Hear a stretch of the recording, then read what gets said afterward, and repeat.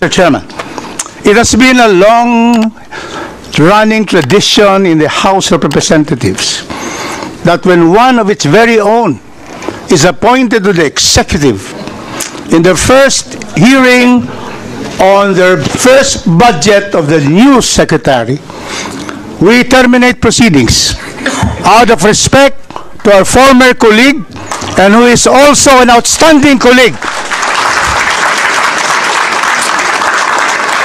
Not only did you hear the very, very excellent presentation, comprehensive on the way to go to solve all the ills of our educational sector, it is therefore my honor to be able to move that we terminate the proceedings of the Department of Education and elevate the matter to the plenary together with the approval of the wish list. The request for the OSEC and the attached agencies to be tackled in the plenary. So moved, Madam Chair. Second the motion. I object, sir. I object, Madam Chair. Okay. Before we deal with that motion, the Chair, with all due respect to the manifestation of His Honor Congressman Rufus Rodriguez, the Chair would like to manifest that there are 22 members who wish to ask question or give manifestation for today's budget hearing despite the bad weather.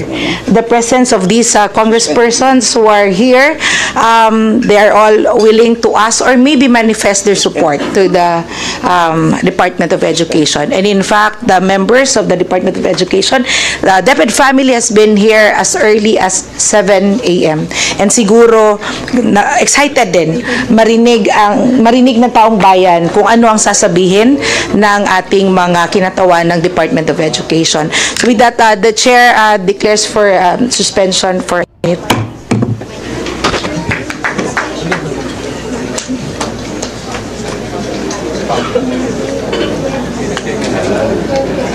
We've done it for Secretary Sarmiento.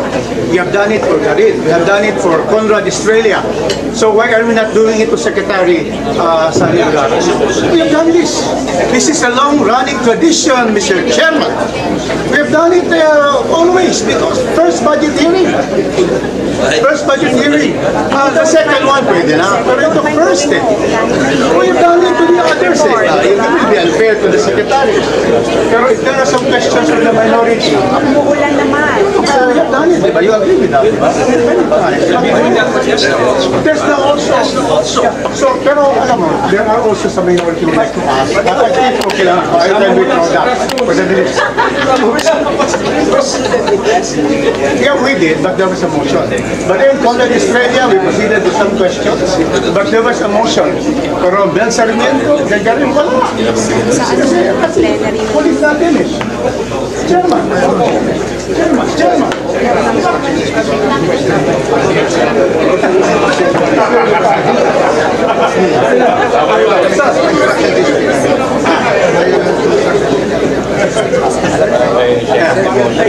Second motion, proceed.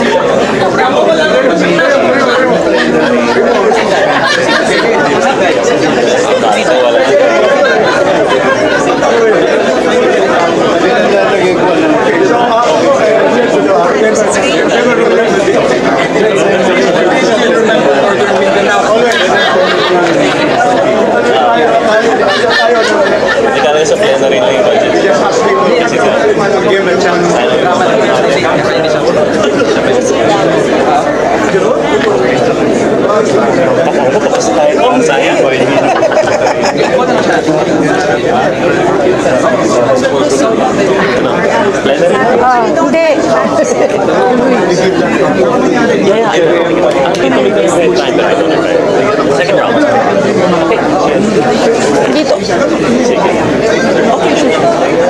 Si Roche, dito. Ay, si Roche's. I'm okay, depends. Ako, independent naman. Let me know where. After. Okay. Wala, dito yung sinunod. Ito yung sinunod. 2 siya.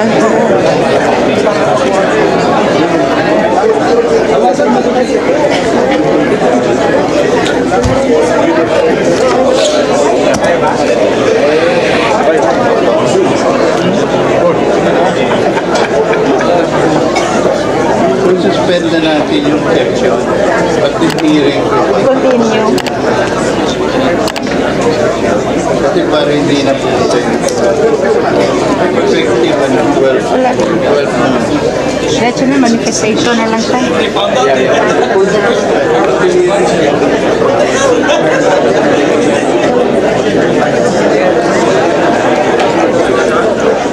Iba na ngayon. Congressman Rodriguez? Madam Chair, upon our huddle, and there were requests from some members of the House in this committee hearing that they have some questions, and certainly we would like to also accommodate them. And the gracious Secretary of Education has said earlier that he is willing to answer. So therefore, I would withdraw my motion in that, we allow the minority, but mainly most of the majority members will just make manifestation like this representation. So with that, Mr. Chairman, I would sadly withdraw my motion. Thank you, Mr. Chairman. Thank you for that manifestation, Congressman Rodriguez. Let us proceed now to the member of the minority. The chair now recognizes Deputy Minority Leader Franz Castro for her interpellation. Thank you, Madam Chair. So, in fairness naman kay Secretary Angara po, teacher pa lang ako, talagang malalim na yung pinagsamahan ng ACT with Secretary Angara. Very accommodating, yung kanyang mga bills related to welfare, salary of teachers, ay talaga namang sinusuportahan niya ng mga teachers. Ngayong secretary na siya, mukhang mas maganda ito kaysa nung nakaraan. Nakita naman natin, mamaya yung performance sa COA, malalaman natin. So, talagang wini-welcome naman po ng mga teachers, Secretary Angara. Okay? Kaya lang, Mr. Chair, nakakalungkot, medyo iniwanan siya ng maraming problema ni Vice President Sara Duterte. Lalong-lalo na po itong matatag curriculum, Mr. Chair, gusto ko lang malaman, direkta na to, although pinag-uusapan na namin ito sa Committee on Basic Education, pero gusto ko pa rin direktang masabi kay Secretary Angara, yung nagiging problema ng teachers dito sa iniwan na problematic na curriculum ng nakaraang administration, Mr. Chair, kaugnay doon sa 7 to 8 loads ng mga teachers natin sa high school, Mr. Chair. So, kailangan talaga, Madam Chair, kailangan talagang immediately i-review ito. Biro niyo po, Mr. Chair, and Madam Chair and Mr. Secretary, 7 to 8 loads ang mga teachers. Ibig sabihin nito sa high school, nagtuturo sila ng tipo 45 minutes na ang haba-haba po, no, nung talagang minaximize po yung 6 hours. Gusto rin ko pong linawin itong National Mathematics Program at saka yung National Reading Program po. Kailangan malinaw din po ito kasi doon sa inilabas na frequently asked questions, nandito pa rin po ito. Pangalawa, yung implementation ng matatag curriculum ay in phase dapat yun, Mr. Chair, pero parang fully in-implement this school year. Kaya hirap na hirap yung ating mga teachers maka-cope up dito sa ini-implement na ito. Baka pwedeng i-suspend itong matatag curriculum. Anyway, Mr. Chair, Mr. Secretary, hindi niyo naman ito program, no? Iniwanan kayo ng nakaraang administration ng ganitong problema. Ngayon, yung mga teachers talaga natin ay talagang problematic dito. Sobrang pahirap itong matatag curriculum, sabi nila, Mr. Chair. Yes, Secretary. Magandang umaga. Thank you, Madam Chair. Thank you, Congresswoman Castro, sa magandang nasabi niyo po. And thank you din po kay Cong Rufus dun sa kanyang motion. Madam Chair, ang thinking dito ang pag-iisip namin dito sa matatag curriculum, yung sa 45-minute lessons, dahil na ma-maximize po yung learning time at yun daw ang optimal na learning time for a student to learn. Pero nakikinig, nung nagkonsulta ho kami, and after implementing the the matatag curriculum for the last few weeks, mukhang there is a need to inject flexibility ho sa curriculum. So, nakinig ho kami sa ground, nahihirapan yung ibang teachers sa ibang eskwelahan. So, meron kaming piniprepare na department order to inject flexibility, meaning balik tayo dun sa 6 na tigo 1 hour, depending na sa school setting ho, ma'am. So, yun po ang naisip namin. At we're just going to hold maybe 1 or 2 more consultations. But there is already a draft department order on this.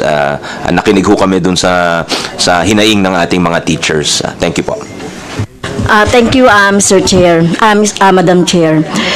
Sa elementary po, grade 1, 2, and 3, na hindi lumilipat ng classroom, okay lang siguro yung 40-45. Pero sa mga intermediate, grade 4 hanggang grade 10 o hanggang grade 12, lumilipat siya ng classroom. Kaya yung si teacher. Kaya makikita nyo sa mga memes, talagang lumilipad si mga teacher, nagbumotor na, mga ganun, mga joke lang. So, yun po yung problema natin. So, I'm glad, maibabalik, magiging flexible.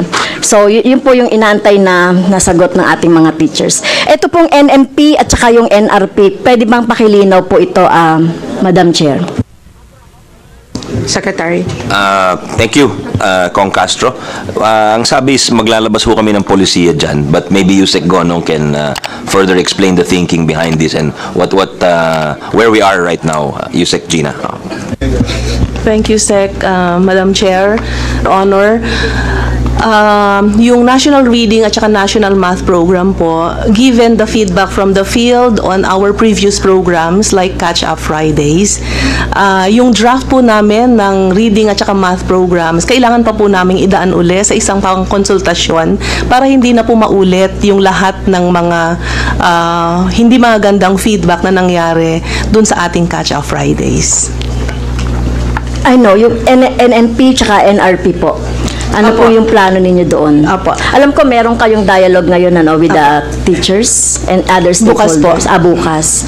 Okay, so ano po yung plano dito? Kasi magiging parang ang magiging nito po, magiging parang Catch Up Friday din. Yun ang magiging kalalabasan nitong NMP tsaka NRP. Your Honor, we are following your suggestions and the suggestions of others to provide flexibilities also in the implementation of the National Reading and the National Math Program. So katulad po ng sinabi nyo nung mga nakaraang hearing, pwede ang isang flexibility niyan ay integrated sa time allotment ng math at saka English, ang ating math at saka reading program. Pwede rin pong gawin yung pull-out strategy kung kaya naman ng mga schools, or pwede din po ang additional time allotment kung kaya po ng ibang mga schools. So we're giving flexibilities, ma'am, based on our discussions with you and others. Salamat po. Thank you, Madam Chair. Second po, ito na po yung exciting part. Yung mga COA report po at saka yung COA observation as regard to computerization. Medyo mahalaga sa akin to, Madam Chair and Mr. Secretary, dahil gusto natin talaga mabigyan talaga ng mga laptop, mga computer yung ating mga teachers. Okay? So, according to the observation of COA, Madam Chair, report page 229, DepEd CAR 2023, nakalagay po diyan yung observation ng COA regarding doon sa computerization program ng 2023. Medyo mahabang banggitin, kulang na po ako sa time. Can the DepEd please update us on the status of its various computerization programs? So alam ko may mga delays according dito sa COA report. So pwede po bang magbigay yung particularly po yung DCP nakalagay dito letter A ay a delay, non-delivery, and inefficiency of 3PL services provider, delivery to regions not included in the allocation list, DCP packages were not stored. Nandiyan po yan sa page 229, DepEd CAR 2023. So, pwede po ba tayo ma-update, Mr. Chair, kaugnay dito sa computerization program ng DepEd? Secretary, please. Yes, Madam Chair, this was before my time. With your permission, I will ask some of the undersecretaries, our Undersecretary for Legal, Yusek Omar Romero, to discuss that. That's a Transpac, if I'm not mistaken. Yes. Yusek Romero, you're Yes, recognized. thank you, Secretary. Thank you, Madam Chair, Mr. Chair. Yes, in response to the question, the observation of the COA is the delayed delivery or the non-delivery of the computers to the regions. No? And we are happy to update, Mr. Chair, Madam Chair, that earlier this year, the Department of Education, as directed by our operations strand, directed our regional offices and our schools district offices to pull out all the goods procured and which remained in the warehouses of the third-party logistics supplier, yung Transpac po. So, if I'm not mistaken, almost more than 90% have been pulled out, with a minority remaining only in the Carmona warehouse of said logistics supplier. So all the items, the computers being a subject of the question, most of them have been pulled out and are now with the regional offices and our schools district offices rather, for distribution to the schools, Mr. Chair, Madam Chair. Dagdag ko lang, Your Honor, na naabutan ko to nung na-brief ako. Nagulat ako na 4 years old na pala yung mga gamit doon. Since 2020 pa po yung mga kagamitan doon. So, we contacted the Air Force and others to help us remove. But and in addition to what Yusek Romero said, there are over 1.5 million items still in Carmona and other warehouses.